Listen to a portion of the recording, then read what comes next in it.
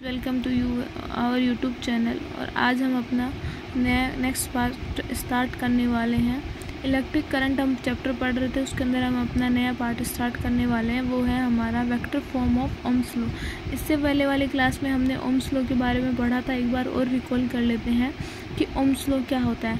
Ohm's law वो law होता है कि कोई भी हमने कोई कंडक्टर बॉडी ली, उस कंडक्टर बॉडी के दो क्रॉस सेक्शंस एरिया लिए, उन दो क्रॉस सेक्शन एरिया से जो पोटेंशियल डिफरेंस होता है वो potential difference cross section area से पास होने वाली करंट के डायरेक्टली प्रोपोर्शनल होता है, जिसको हम लिखते हैं V प्रोपोर्शनल I और V is equals to RI, where R is a constant. Particular conductor के लिए होता है, कांस्टेंट टेम्परेचर पे होता है।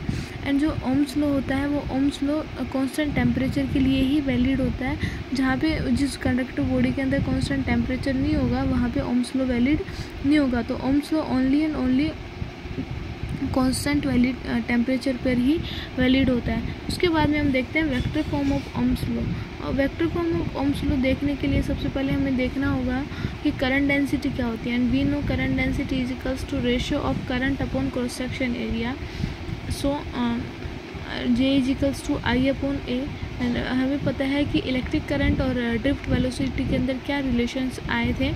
सो यहाँ पे हम लिखने वाले हैं NEA VD upon A, where A cross section area है, VD क्या ड्रिफ्ट वेलोसिटी है, E क्या चार्ज ऑफ इलेक्ट्रॉन है, एंड N क्या नंबर ऑफ इलेक्ट्रॉन डेंसिटी। ठीक है, तो यहाँ पे हमारा क्रॉस सेक्शन एरिया सेम है। सो क्रॉस सेक्शन एरिया क्या हो जाएगा, कैंसिल आउट हो जाएगा। एंड ड्रिफ्ट वेलोसिटी की हम क्या करेंगे, वैल्यू पुट कर देंगे। सो ड्रिफ्ट वेलोसिटी की वैल्यू पुट करने के बाद में हमारे पास में वैल्यू आएगी NE tau upon M into E. So NE square tau upon M into E. So J is equals to NE square tau upon M is equals to हमारे पास में क्या होता है, sigma. So here we can write J is equals to sigma E। And in vector form के अंदर J vector बराबर sigma E vector हम क्या कर सकते हैं, इसको लिख सकते हैं। ये हमारा क्या होता है, ओम्स लॉ होता है। किसके अंदर, वेक्टर लॉ के वेक्टर फॉर्म में ओम्स लॉ होता है हमारा, where J current density is equals to sigma into electric field. ठीक है, इसके बाद में हम अपना नेक्स्ट पार्ट देखते हैं, रेजिस्टेंस। कि रेजिस्टेंस क्या होता है। रेजिस्टेंस की डेफिनेशन होती है हमारे पास में, it is defined as the opposition afford to the flow of current. कि जो करंट फ्लो कर रहे हैं कोई भी कंडक्टर के अंदर, उसका जो अपोज करती है, उसका जो विरोध करता है, वो जो डिवाइस होती है वो हमारा क्या होता है, रेजिस्टेंस होता है। रेजिस्टेंस की ऐसा यूनिट ओम होती है।